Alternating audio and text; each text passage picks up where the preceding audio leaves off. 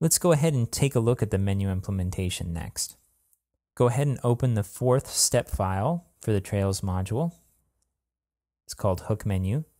Go ahead and copy the entire thing, and again, paste it into your Trails.module file, overriding everything else, and save it.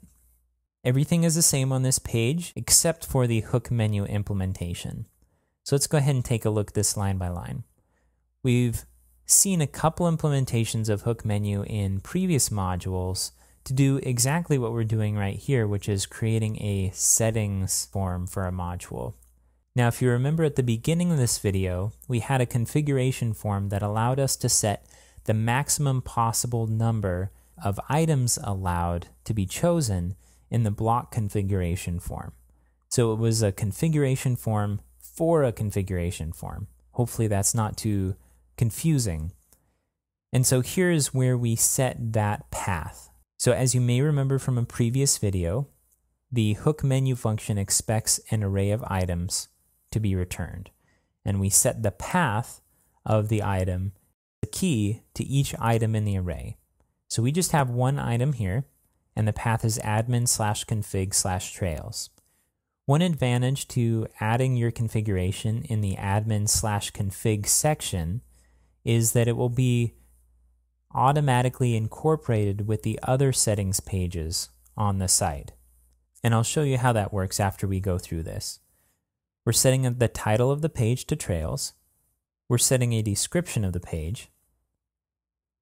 We're setting a page callback function to Drupal get form, and we'll go over this in more detail in the Forms API video. But basically what this says is, go ahead and take a look at what we set for page arguments, find the function defined there, which is Trails admin settings, and pull the array that gets returned from that, which will be a form settings array, and then pass that array to the function Drupal get form. It sounds a little complex, but once we look at that process in the Forms API section, you'll see just how simple that is. Next, we have access arguments, which is where we define who has access to this page, and this is where our hook permissions come in. We're passing in an array, and the item that we're passing it is administer Trails. And if we take a look up here, administer Trails is one of the permissions that we set. So if a user has the administer Trails permission, they'll be able to visit this page. Otherwise, they'll get a 403 access denied page instead. We're setting an external file for this page function. And if you remember from previous videos, we do this so that that code isn't loaded on every page. We can just load it when somebody visits this path. And we're setting that to trails.admin.inc. And the file path is where Drupal can expect to find this file. And we're using the Drupal get path function, which allows us to get the path regardless of where the user is in the file structure. And we're passing it a first parameter of module, which says we're looking for a module rather than a theme. We can also get theme paths this way. And Trails is the name of the module. And finally, we're returning the items.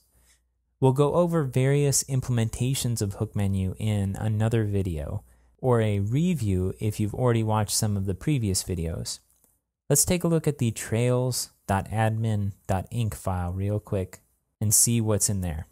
Now, like I mentioned, this function should return an array, which is then used by the Form API to render a form. And all we're doing is setting a single input that allows us to select the maximum number of items that a user can select in the block configuration page. So here we're setting a form element, and we're giving it the name of Trails block max. We're setting it a type of select, so this will be a select input. We're giving it a title, which is actually the label of the input of maximum number of items to display.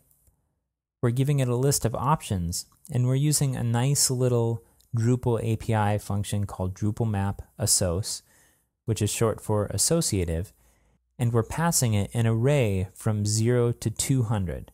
And we're establishing this array without individually adding each number to an array by using a PHP function called range. And range will return an array that lists every number from the initial number to the ending number.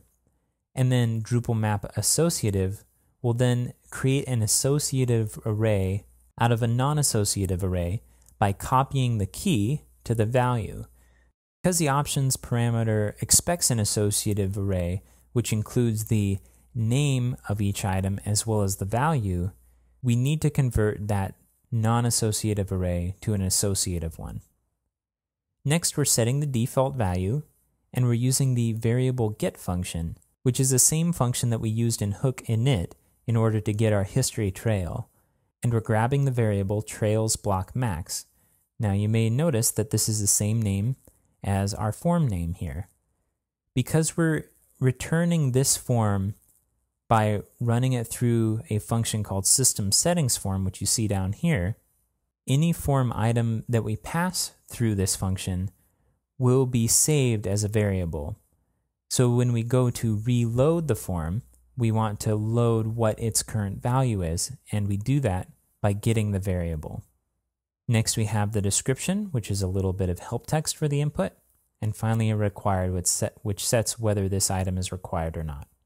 Finally, we run it through the system settings form, and we'll go over this function and what exactly it gives you in the form API section. So go ahead and make sure that your trails.module file is saved. And now let's visit that configuration form. If you remember from previous discussion, whenever we add a new menu item, we need to clear our cache because hook menu only runs at a few particular times, and that includes installation, whenever a module is installed, or whenever the update process is run, and finally, whenever the cache is cleared. So we're going to clear the cache by going to Configuration, Development, and Performance. And next we're going to click Clear All Caches. Now if you remember just a couple of minutes ago I said by adding our path to admin/config, we get to put our settings form in a place that people can expect to find it. So if we hover over configuration here, we now see along with these other configuration options our Trails item. If we click this, we'll see we have our form here, and we can change this to whatever we'd like up to that 200 mark that we set, and click Save Configuration, and it will save this. Now right now this configuration item isn't really doing anything because this will come into play once we have a block that's displaying our data, and that's coming a little later.